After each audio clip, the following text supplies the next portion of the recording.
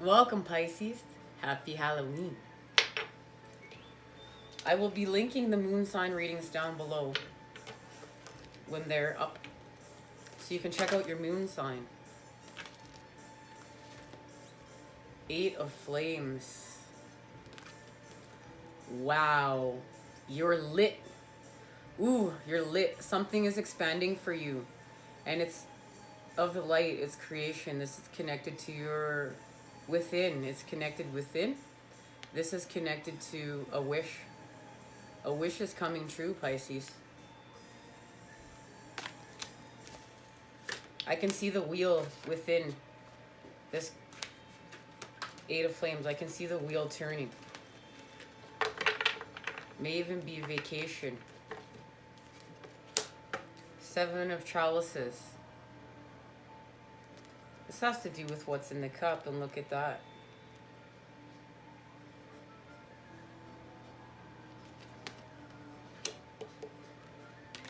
You're healing. You're healing from heartache, from a loss. It has to do, it was an emotional loss, but you're healing from it.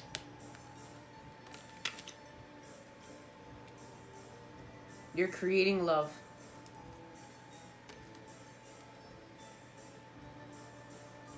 It's like, even when things are burning away around you, you're learning how to create beauty, how to create your authentic tune. This is beautiful. This is beautiful energy, and it's connecting you to your desires. This is also solar plexus healing. And it's definitely what's happening here. And it's connected to what you're putting in the cup. You're creating with spirit now. You're creating with spirit. And it has to do with the Ace of Orbs and the Lovers.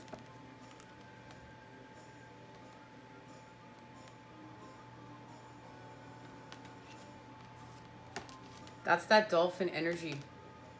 And you know, this is also twin flame energy, where we learn how to become whole. We learn how to master ourselves, but we don't compromise ourselves. We can be there for someone else. We can be vulnerable with someone else. We can create with an experience with someone else.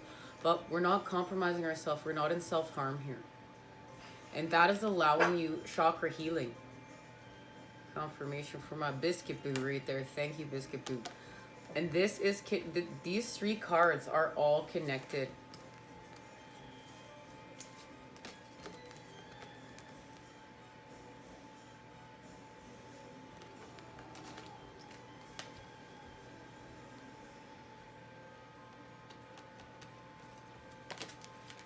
To something. What is it connected to? It's connected to something.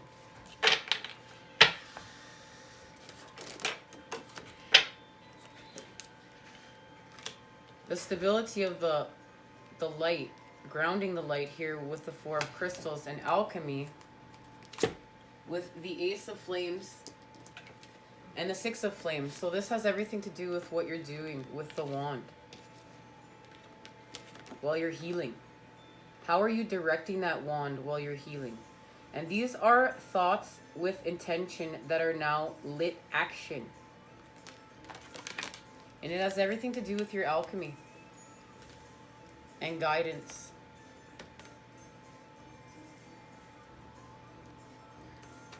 This is connecting to your divine blueprint, your wisdom within, as well as connecting to our ancients, our gifts. But this is also the creation of peace through the chaos. That's what I really feel like you're doing. You're creating peace through the chaos with alchemy. Once Starseed has experienced and understood the true significance of transition from one state of being to another, he or she explores the alchemical process of transmutation, whereby elements are combined to create new forms. While the ancient alchemists were supposedly attempting to change lead to gold, their higher purpose was in transmuting the dense physical body into the spiritual light body of the enlightened soul.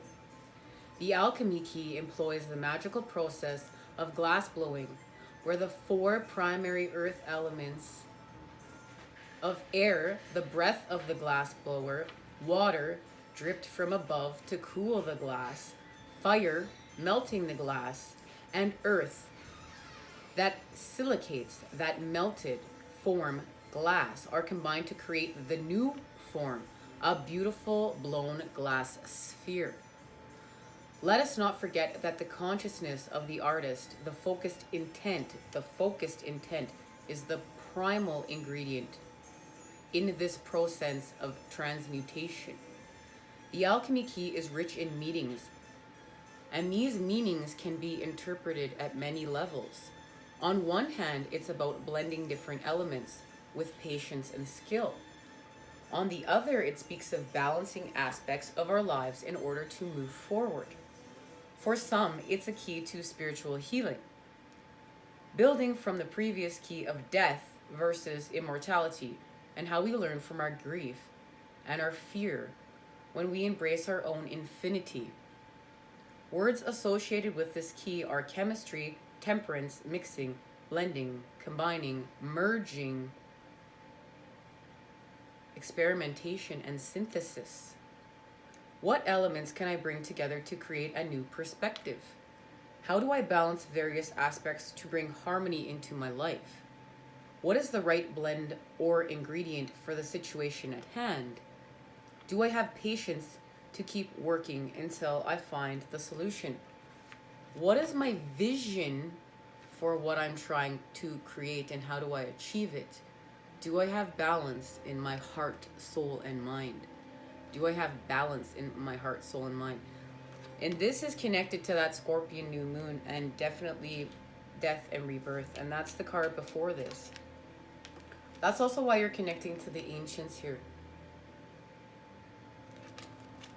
This is messages from the divine, but this is also connected to our ancients. This is also connected to what's in the cup.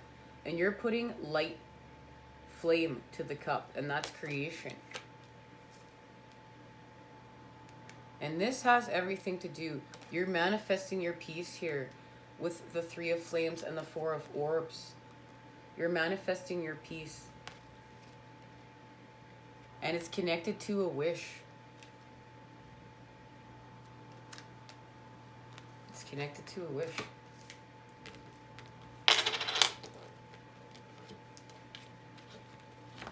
Alrighty.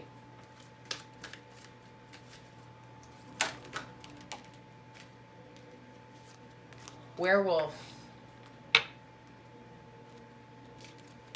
Exploring the wildness. Exploring wildness. Look at that moon. Luminosity triggers it. A wild moon rises. Pain and blood and fangs. Fur and howling and wolfen guises. After a painful, excruciating, bone-jarring struggle against the change, the man releases to the magic, howling unrestrained under the full moon. Now the half-man, half-wolf rises up, snarling, and goes looking for blood. Yes, we all know the power of the werewolf.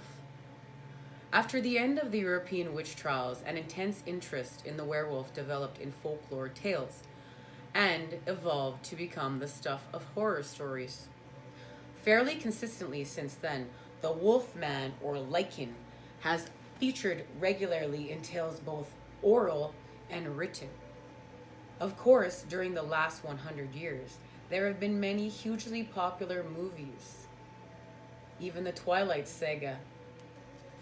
The werewolf is kind of a shape-shifter, but one that has traditionally had little control over his wildness.